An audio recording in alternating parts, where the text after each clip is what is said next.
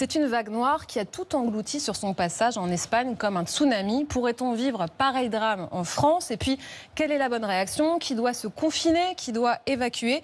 Pour répondre à ces questions, on va rembobiner quelques minutes avant la catastrophe. Regardez cette vidéo qui a été filmée à Paiporta, dans la région de Valence, une des villes les plus touchées. Vous allez voir à quel point le petit cours d'eau est monté très vite. En l'espace de quelques minutes, l'eau est montée jusqu'à 2 mètres. Des maisons ont été emportées par les flots. On comprend aussi en voyant les images qu'il était impossible pour les habitants de sortir de leur domicile. Certains sont morts noyés chez eux. D'autres ont eu la chance d'être sauvés. C'est d'ailleurs la vidéo qui a ému tout le pays, celle de cette femme à Utiel. Elle a été secourue avec son chien et ses chats qui, eux, étaient dans des paniers. Elle a été élitreillée. L'élan collectif est aussi beau à voir. Il y a de nombreux héros d'un soir. Plusieurs groupes de personnes ont réussi à sauver leurs voisins. Par exemple, cette dame qui n'arrive pas à lutter contre le courant, qui est emportée par les flots. Elle a heureusement été secourue. Et cet homme a été sauvé par un groupe de personnes.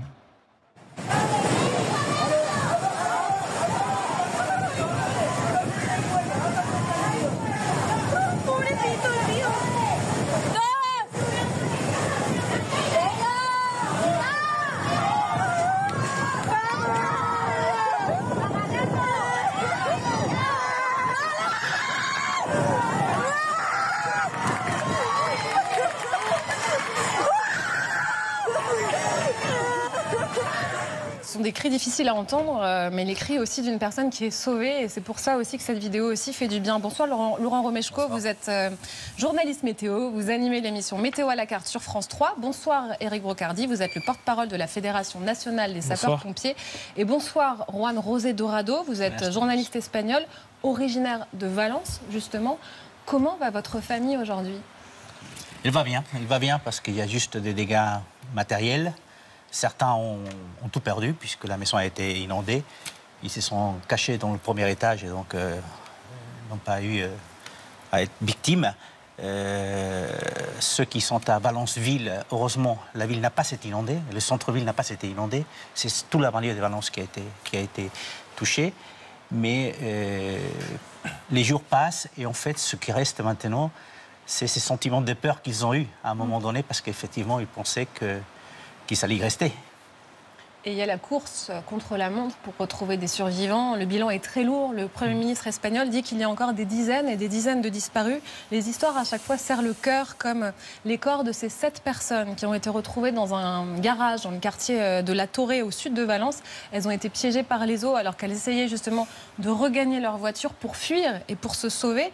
Éric Brocardi, on se met à la place de ces personnes. On dit que ça aurait pu être nous.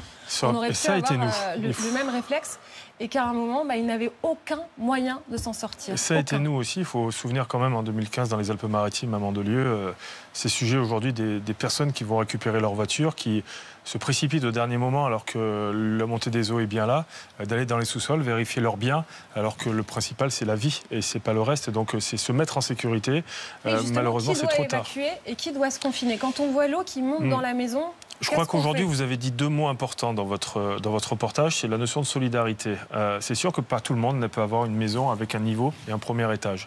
Et je pense qu'aujourd'hui, la notion de solidarité va permettre de continuer à sauver des vies. Et je pense que le repérage et la curiosité des gens aujourd'hui en la matière sur les consignes de prévention vont permettre d'avoir un autre regard au quotidien sur la manière dont je vais pouvoir me mettre en sécurité en cas de situation grave. On va revoir l'image très forte qu'on vient de voir, ce sauvetage de cet homme avec ses habitants qui se sont tous regroupés et se sont dit on va l'aider. Ensuite, on entend ce cri qui déchire le cœur, mais le cri de cette personne qui se dit j'ai réussi à m'en sortir. Et il y a un élan collectif parce que c'est une vidéo parmi d'autres.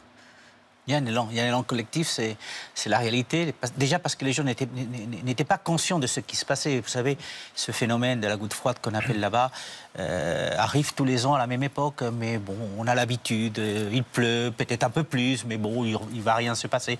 Et donc, ils ont été tous surpris. Et cet élan collectif, vous l'avez dit, s'est instauré assez rapidement. D'abord, pour essayer de sauver ses voisins. Parce que là, c'est des voisins qui vont chercher la vieille voisine qui est là, que vous savez, qui est à moitié handicapée, qui ne peut pas marcher, qu'il faut aller la chercher.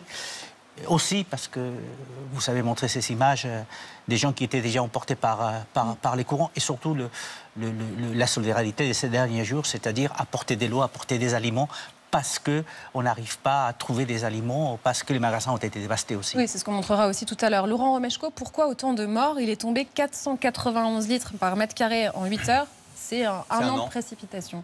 C'est un an de pluie, c'est un phénomène qui est connu par les Espagnols. On parlait de gouttes froides, il y a un acronyme qui est employé en Espagne, on appelle ça la DANA, je crois bien. Il faut bien comprendre que c'est un système auquel les Espagnols sont habitués, mais que là, le système, il y a eu plusieurs facteurs aggravants. Le premier, ça a été le fait que le système était stationnaire. Il l'est toujours d'ailleurs, ça va durer jusqu'à dimanche où ça va rester dépressionnaire sur le sud de l'Espagne. Système stationnaire, il faut peut-être aussi voir un des symptômes du dérèglement climatique et du réchauffement, notamment la température de la mer. On est le 1er novembre, la température de la Méditerranée au large de Valence, la température de surface est encore à 21 degrés. Donc c'est considérable pour la saison, c'est un véritable carburant. Et là, ça nous concerne aussi. Et là, ça nous concerne aussi. Alors c'est en lien avec ce qui s'est passé aussi fin octobre chez nous sur le Var avec ces intempéries, c'est ce système dépressionnaire. Et on s'est retrouvé donc avec un système qui n'a pas bougé, qui a déversé des quantités de pluie considérables.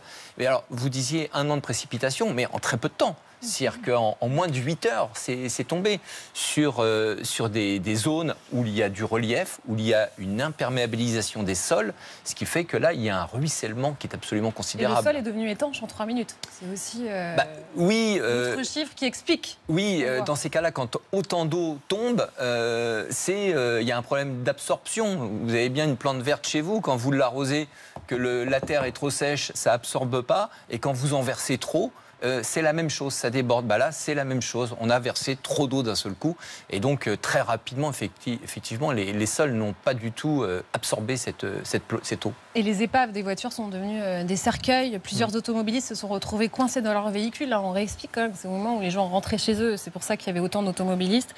Il y a l'image de cette femme qui s'est carrément mise sur le toit de la voiture pour essayer de sauver sa vie. Et on va aussi voir cette vidéo d'un homme qui se filmait au volant.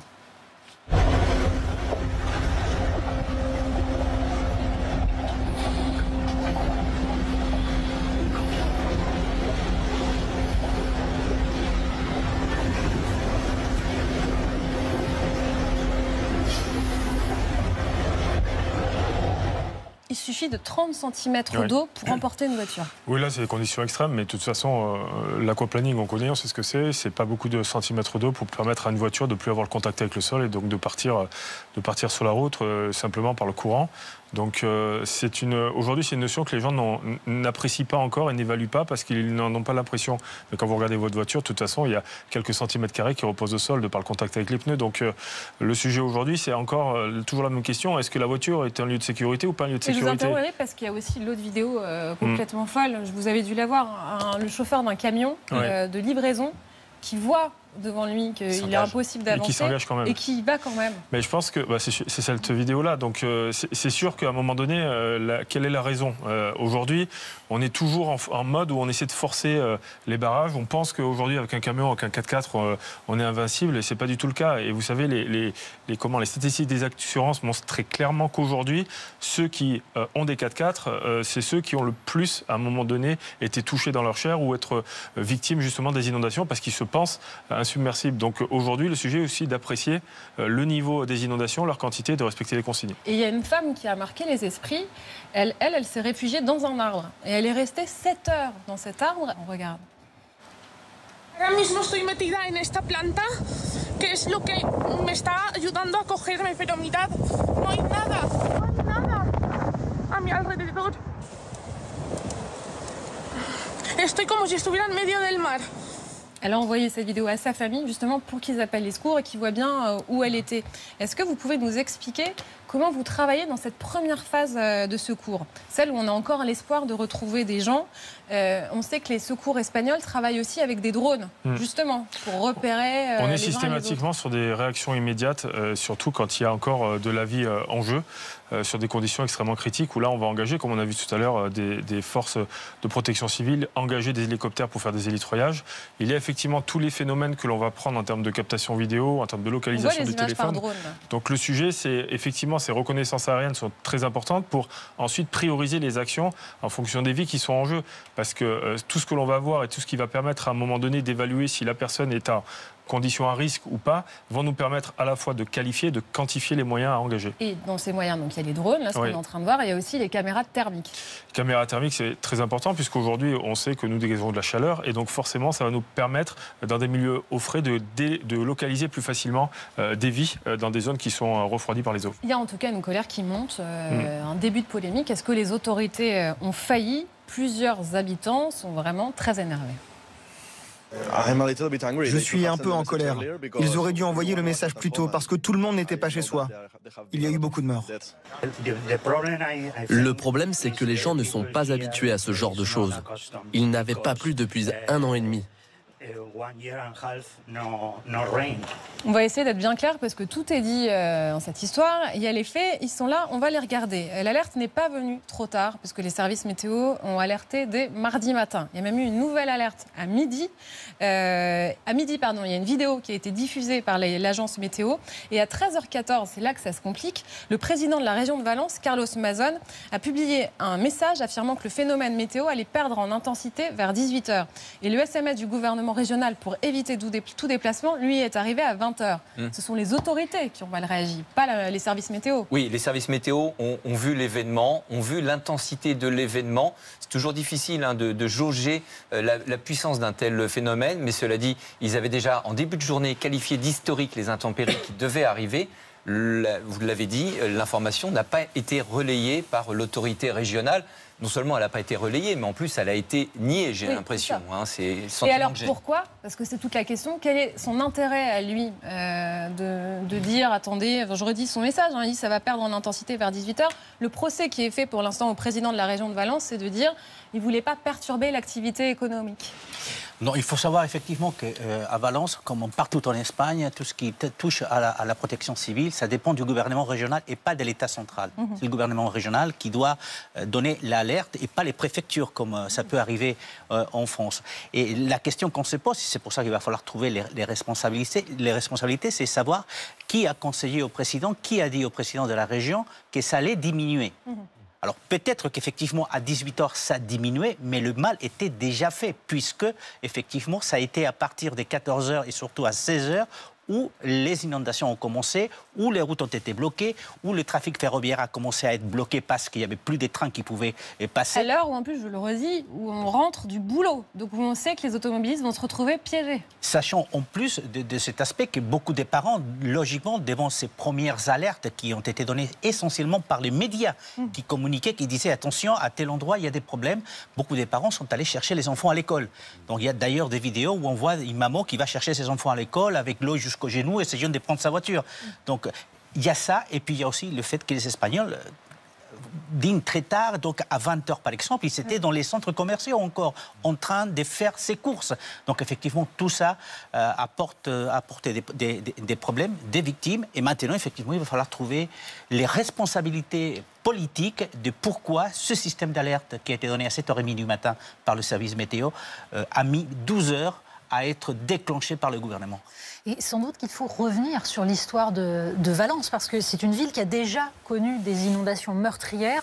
En 1957, en fait, les 13 et 14 octobre 1957, le même phénomène, et le fleuve qui traverse la ville, la Turia, déborde et provoque la mort, alors officiellement, de 81 personnes. Ça, c'est ce que dit le pouvoir franquiste. En fait, on évalue aujourd'hui à peut-être 300 personnes. Et les autorités, après ce phénomène-là, décident de détourner le fleuve de la ville, la Turia. Et donc, l'ancien lit du fleuve devient un complexe avec des jardins, des complexes sportifs. Et le fleuve est détourné au sud, mais en le raccordant à toutes les autres rivières. Et c'est ça, sans doute, qu'on voit. On peut aussi ajouter les éléments qui ont été collectés par l'urbaniste Clément Gaillard, qui montre ça. Il a un fil Twitter très intéressant, où il montre qu'entre 1956 et aujourd'hui, la ville a perdu 9000 hectares de vergers. C'est quasiment la superficie de Paris intramuros. Donc tout cela, évidemment, artificialisé. Et selon un calcul, alors qui peut être un peu contestable, un peu rapide, voilà, ce qu'il explique, c'est que il évalue à 13 500 000 mètres cubes la quantité d'eau supplémentaire déversée dans les rues de la ville. Il faut bien rappeler que l'eau, c'est un des plus grands tueurs de l'histoire de l'humanité. Et que la gestion de l'eau dans les villes, c'est que c'est considéré comme un déchet et qu'on l'évacue. Donc on met des tuyaux et on se dit qu'on va la faire partir. En fait, est-ce qu'il n'y aurait pas moyen justement d'éviter cela. Est-ce que ce n'est pas une des raisons de cette catastrophe, l'artificialisation et l'absence de réflexion sur la façon d'absorber l'eau, même si dans un phénomène aussi violent, évidemment, ça n'aurait pas suffi. Garder l'eau plutôt que de la... Plutôt que de la canaliser, créer des moyens de l'absorber au maximum. Bien sûr, désimperméabiliser les sols à proximité des cours d'eau, c'est la règle. Là, ce qui s'est passé en plus, on l'a bien vu sur les images, les rivières sortaient de leur lit, passaient les murets, les remblais et se retrouvaient dans les rues. Sauf que dans ces rues, il n'y avait pas d'évacuation latérale, perpendiculaire, il n'y avait pas de drainage. Donc tout s'est retrouvé sur un flot continu, généralement en partant vers les parties basses de la ville, d'où les niveaux très importants. J'évoquais tout à l'heure, on évoquait en début d'émission le niveau de l'eau en parlant de 491 litres d'eau au mètre carré. C'est sur un sol qui est plat, qui est à niveau. Il faut savoir que quand ça se déverse et quand ça ruisselle, les niveaux sont nettement plus importants. Je voudrais reprendre l'exemple qui est ancien chez nous de Vaison-la-Romaine en 92. Les quantités de précipitations étaient de l'ordre de 300 litres d'eau au mètre carré. On s'est retrouvé avec une crue de Louvèze. Éric Brocardi me le confirmera, mais sur le pont romain de Vaison-la-Romaine, je crois que le niveau est monté à 17 mètres. Imaginons, on a du mal à imaginer la puissance de l'eau. Donc, bien entendu, sur ces cours d'eau qui subissent comme ça des crues éclairs, la priorité, c'est effectivement que les abords puissent absorber, soient désimperméabilisés. Et c'est un travail, mais alors de longue haleine. Beaucoup de communes le font, mais pas encore suffisamment. Mais on tire les enseignements de chaque événement dramatique. Peut-être pas suffisamment en Espagne. On aimerait aussi se poser la question psychologique. On a envie de vous montrer des témoignages bouleversants de proches qui ont assisté à des scènes traumatisantes. Il y a encore des gens coincés dans les étages supérieurs. Venez les chercher, s'il vous plaît. Ils ont des enfants, ils ne peuvent pas sortir, ils sont coincés. Venez les chercher, par pitié. Ils vivaient juste ici à côté. Ils sont montés sur le toit de leur voiture. Le mari s'en est sorti, emporté par le courant. Elle, la pauvre, elle a tenu tant qu'elle a pu avec son bébé, mais ils se sont noyés. C'est très triste. Le corps de ma tante est toujours là à l'intérieur. On attend les services funéraires pour qu'ils viennent le récupérer. Je suis dévastée. Quand on assiste à ça, évidemment, on n'en sort pas indemne. Comment est-ce qu'on prend en charge psychologiquement, convenablement, ce qui reste? La charge psychologique, on a tendance à l'oublier parce qu'on a souvent, grâce à vous, l'exposition des dégâts. Et après, le temps dure et malheureusement, les stigmates restent toujours. Parce qu'aujourd'hui, vous perdez un enfant, vous perdez votre maman, vous perdez votre femme, vous perdez le sens de votre famille.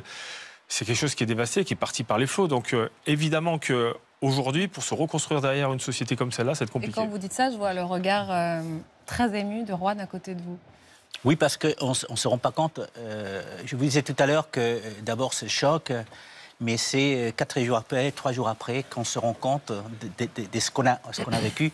Et moi je pense à l'une de mes nièces qui habite avec sa maman à Paiporta, qui est l'endroit qui a été le plus touché avec... Où le bilan est le plus lourd. Près d'une cinquantaine de personnes décédées. Et mon frère est allé la chercher à pied pour les faire sortir de Paiporta, les ramener à Valence chez sa belle-mère, sa grand-mère. Et c'est là où tu te rends compte, quand tu parles avec eux, de la peur. C'est là qu'ils commencent à reconnaître ce qu'ils ont vécu. Et effectivement, est-ce qu'ils vont être capables, peut-être pas d'oublier, mais d'aller au-delà de ce drame, parce qu'il n'a pas souffert dans sa chair, mais effectivement, il y a des voisins, il y a des amis qui sont décédés dans cette tragédie.